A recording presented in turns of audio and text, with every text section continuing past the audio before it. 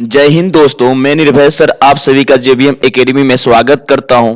दोस्तों, आज के इस लेक्चर वीडियो में हम सभी लाइट के बारे में जानेंगे, समझेंगे, सीखेंगे और इसके रिगार्डिंग जितने सारे पॉइंट है सभी पॉइंट को वन बाय वन कवर करने का कोशिश करेंगे। चलिए इसी शब्दों के साथ शुरुआत करते हैं और इस टॉपिक को लाइट के बारे में जानने समझने का कोशिश करते हैं। सबसे पहले हम ये जानेंगे कि लाइट क्या होता है और लाइट की रिगार्डिंग जितने सारे पॉइंट है सभी पॉइंट को हम कवर करेंगे। तो चलिए स्टार्ट करते हैं। Light is a form of energy that enable us to see things. कहने का मतलब ये हुआ कि लाइट जो है एनर्जी की फॉर्म होती है जिसके चलते हम किसी वस्तु को आसानी से देख पाते हैं। चलिए आगे बढ़ते हैं। अगर हम बात करें कि लाइट किस फॉर्म में होती है, तो अगर हम बात करें लाइट किस फॉर्म में होती है, तो लाइट जो है दो फॉर्म में होती है, एक इलेक्ट्रोमैग्नेटिक वेव्स और दूसरा फोटोन। कहने का मतलब ये होता है कि लाइट जो है दो फॉर्म में होती है, एक वेव के फॉर्म में होती है और दूसरा जो है किसके फॉर्म में होती है, पार्टिकल्स के फॉर्म में होती है, जिसका नाम क्या है, फोटोन। तो आप ये बता सकते हैं कि लाइट जो है दो फॉर्म में होती है, वेव के फॉर्म में और फोटोन के फॉर्म में। अब जो वेव के फॉर्म में होते हैं उसको बोलते हैं इलेक्ट्रोमैग्नेटिक वेव। ठीक है ना।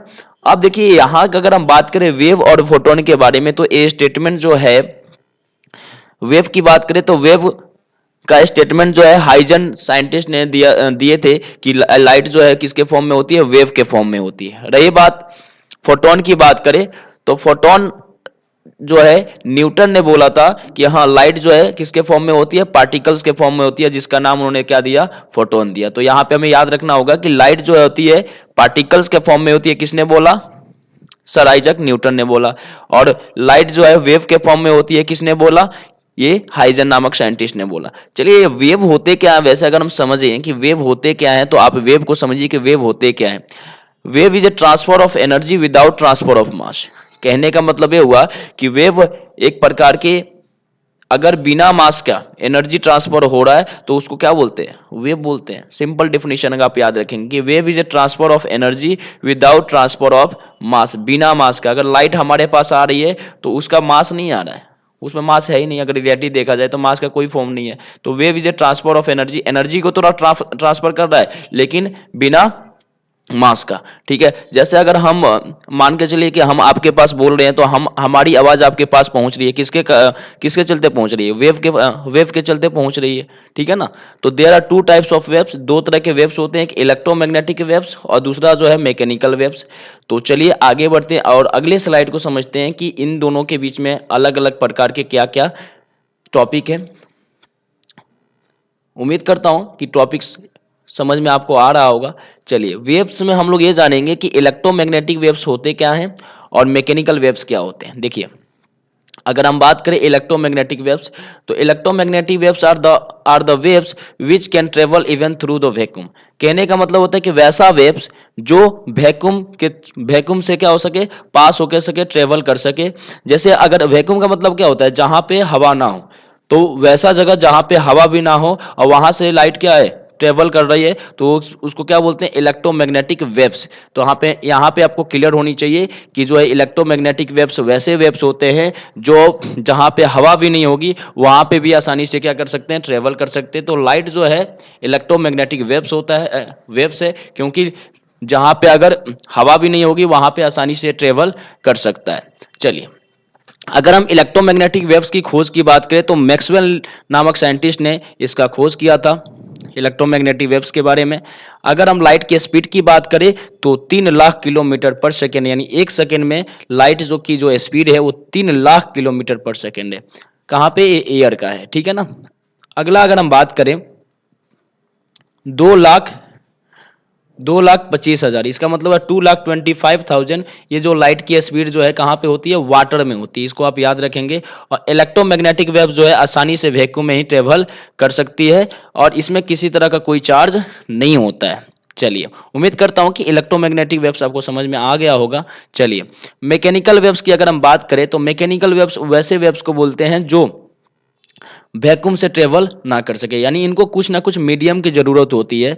जैसे अगर हम बात करें साउंड, तो अगर हम बात कर रहे हैं हमारी आवाज कोई सुन पाएगा तो किसकी आवाज, किसकी जरूरत होगी, एयर की जरूरत होगी, ताकि एयर के थ्रू हमारी बातें आपके पास पहुंचेगी।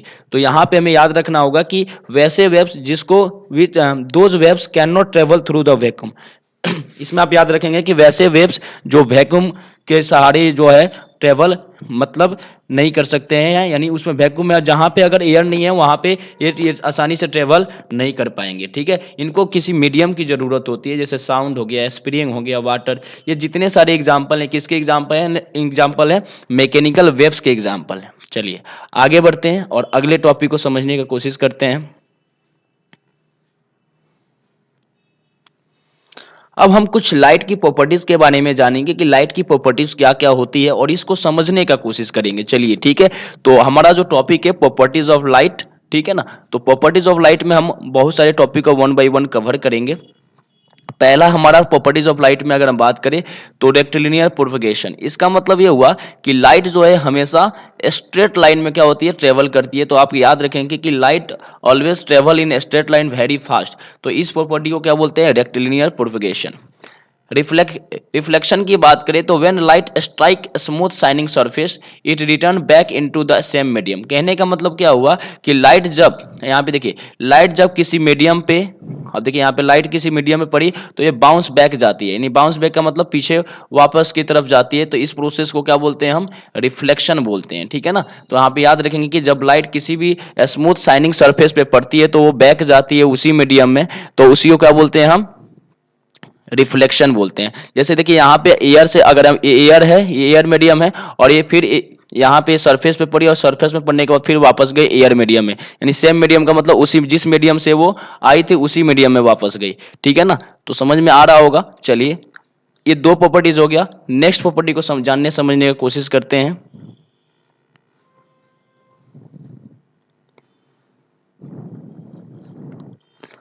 अगला जो हमारा प्रॉपर्टीज है रिफ्रैक्शन, डिफ्रैक्शन एंड डिस्पर्शन, बहुत इंपॉर्टेंट पॉइंट है, जितने सारे पॉइंट है इसमें। अगर हम बात करें रिफ्रैक्शन के बारे में तो आप इसमें याद रखेंगे कि जब लाइट एक मीडियम से दूसरे मीडियम में एंटर करती है तो वो अपने पाथ को क्या कर लेती है, चेंज कर लेती है, और इसी घटना को क्या बोलते हैं, रिफ्रैक्शन बोलते हैं। क्लियर है, जैसे लाइट एयर से वाटर में एंट्री करेगी, अगर एयर एक मीडियम है और एक वाटर मीडियम है, दो, अगर एयर में वाटर और एयर से वो वाटर में एंट्री मार रही है तो अपने पाथ को क्या करेगी, वो चेंज करेगी। इस घटना को हम क्या बोलते हैं, रिफ्रैक्शन ऑफ लाइट बोलते हैं। क्लियर है, चलिए आगे बढ़ते हैं।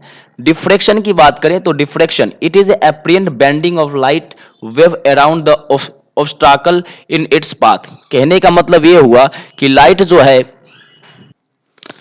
It is apparent bending of light wave around the obstacle in its path. कहने का मतलब होता है कि लाइट जब है, अगर हम बात करें कि जब एक फॉर्म से दूसरे फॉर्म में जा रही है, यानी इसमें आप याद रखेंगे कि लाइट जो होती है जो बेंड होती है, ठीक है, बेंड का मतलब क्या, मोड़ना, यानी लाइट जो आसानी से मतलब मोड़ सकती है, यानी जिसको आप, अगर आप आसानी से इसको मोड़ना चाहते हैं एक फॉर्म से दूसरे फॉर्म में तो आसानी से बेंड हो जाती है अपने पाथ पे। यानी अगर लाइट अपने पाथ किसी पाथ से जा रही है, ठीक है, अगर इसमें आप इसको बेंड करना चाहते हैं, इसको मोड़ना चाहते हैं तो ये आसानी से मोड़ सकती है। तो इसको हम क्या बोलते हैं, इस प्रॉपर्टी को हम बोलते हैं डिफ्रैक्शन। क्लियर है, चलिए आगे बढ़ते हैं। डिस्पर्शन, डिस्पर्शन की बात करें तो इसमें आप याद रखेंगे कि जब व्हाइट लाइट किसी प्रिज्म से होकर गुजरती है तो कितने कलरों में डिवाइड हो जाती है, 7 कलर में डिवाइड हो जाती है, और इसी प्रॉपर्टीज को क्या बोलते हैं हम, डिस्पर्शन ऑफ, इसी प्रॉपर्टीज को हम बोलते हैं डिस्पर्शन ऑफ लाइट। क्या बोलते हैं, डिस्पर्शन ऑफ लाइट।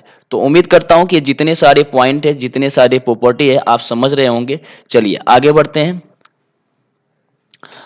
अगला की प्रॉपर्टीज की बात करें तो अगला हमारा प्रॉपर्टीज जो है इंटरफ्रेंस। इसका मतलब होता है कि जब लाइट अलग अलग, जैसे दो बीम ऑफ लाइट है, एक अगर एक तरफ से आ रही है, दूसरा दूसरे तरफ से आ रही है, और ये आपस में टकराती है तो या तो काफी बड़े अमाउंट में जो है ना लाइट जो है प्रोड्यूस होगा, या तो बिल्कुल नहीं प्रोड्यूस होगा। इसमें आप याद रखना होगा। तो it is a phenomenon that occur when two beam of light give brighter beam या to produce less bright beam. यहाँ पे याद रखेंगे कि अब यहाँ पे देखिए, अगर लॉजिक को अगर हम समझने का कोशिश करें इस पिक्चर में, तो यहां पे अगर देखिए इधर से भी लाइट आ रही है और इधर से भी लाइट आ रही है, और जब ये आपस में टकराएगी तो या तो यहाँ पे काफी बड़े अमाउंट में लाइट प्रोड्यूस होगा या तो प्रोड्यूस होगा ही नहीं। तो इस प्रॉपर्टी को बोलते हैं इंटरफ्रेंस। चलिए आगे बढ़ते हैं। पोलराइजेशन की बात करें तो आप इसमें याद रखेंगे कि पोलराइजेशन जो प्रॉपर्टी है लाइट का, ये बताती है कि ये direction of, it is the direction the wave in vibrating इन, यानी अगर लाइट जो है एक वेव के फॉर्म में ट्रेवल कर रही है और उसको उसको वाइब्रेट कर रही है, तो उस प्रॉपर्टी को क्या बोलते हैं? पोलराइजेशन बोलते हैं। ठीक है, क्लियर है?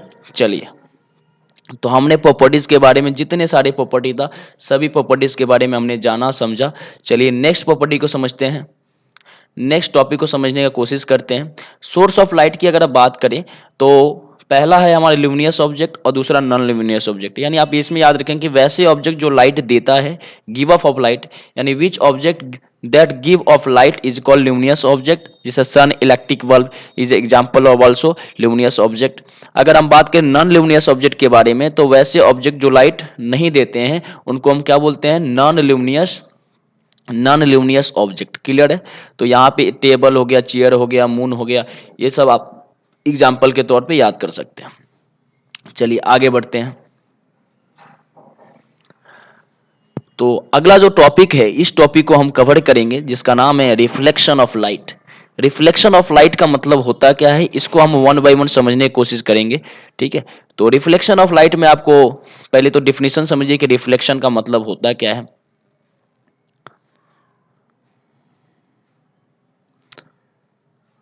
देखिए, bouncing back of light when it strike on polish surface is known as reflection of light. इसमें आप याद रखेंगे कि जब लाइट किसी सरफेस पे पड़ती है और पड़ने के बाद बाउंस बैक जाती है यानी वापस जाती है तो उस प्रॉपर्टी को क्या बोलते हैं? उस प्रॉपर्टी को बोलते हैं रिफ्लेक्शन ऑफ लाइट। जैसे देखिए लाइट जो है ना यहाँ पे सरफेस पे पड़ी और फिर ये बाउंस बैक जा रही है, तो इस घटना को क्या बोलते हैं? रिफ्लेक्शन ऑफ लाइट बोलते हैं। ठीक है ना? तो इसमें अलग अलग प्रकार के टर्म क्रिएट होते हैं, जैसे इंसिडेंट रे क्या होता है, एंगल ऑफ इंसिडेंसी हो गया, एंगल ऑफ रिफ्लेक्शन हो गया। ये हम इसके थोड़ा इसके इंट्रोडक्शन के बारे में भी जानेंगे कि ये क्या क्या होते हैं और इसके क्या मतलब रीजन है। चलिए पहला हम अगर हम बात करें तो पहला इंसिडेंट रे क्या होता है इसको समझते हैं। देखिए इंसिडेंट रे का मतलब यहाँ पे याद रखेंगे कि light which fall on the surface, वैसा लाइट जो सरफेस पे पड़ता है। देखिए यहाँ पे सरफेस पे लाइट जो है ना पड़ रही है, ठीक है, तो ये जो सरफेस पे आ रही है इसको हम क्या बोलते हैं? इंसिडेंट रे बोलते हैं। तो इसे आप याद रखेंगे कि वैसा लाइट जो सरफेस पे गिरती है उसे इंसिडेंट रे बोलते हैं, और गिरने के बाद जो बाउंस बैक होकर वापस जाते हैं उसे क्या बोलते हैं? रिफ्लेक्टेड लाइट बोलते हैं या रिफ्लेक्टेड लाइट बोला जाता है। क्लियर है ना? या रिफ्लेक्टेड रे बोल सकते हैं इसको। क्लियर है?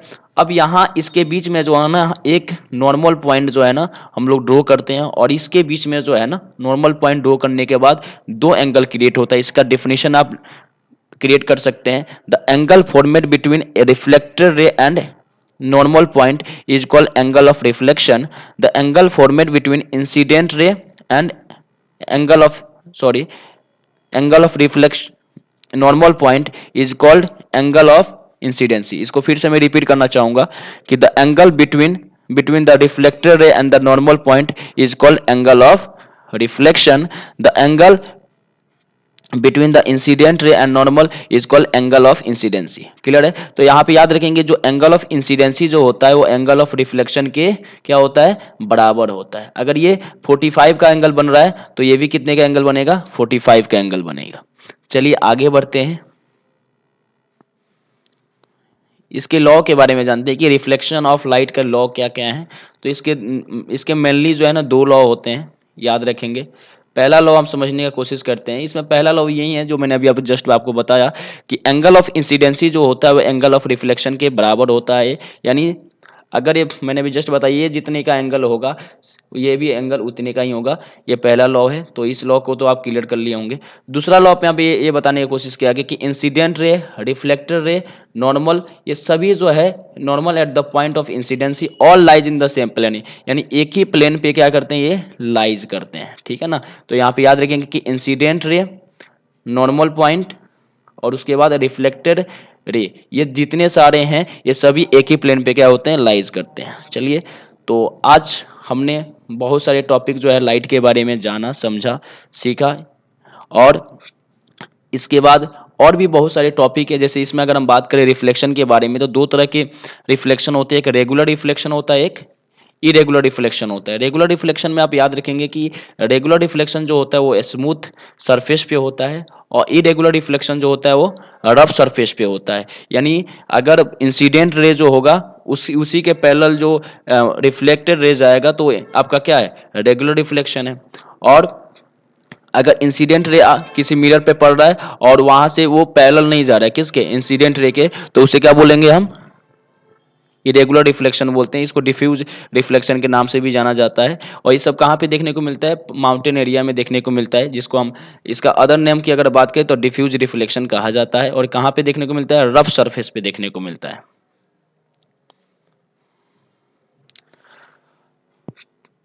तो आज हमने बहुत सारे टॉपिक के बारे में जाना, लाइट के बारे में जाना, लाइट क्या होते हैं, लाइट के प्रॉपर्टीज के बारे में जाना, और उसके बाद रिफ्लेक्शन का मतलब क्या होता है, उसके कौन कौन से लॉ होता है। Thank you for watching this video. Don't forget like share subscribe my YouTube channel. Thank you.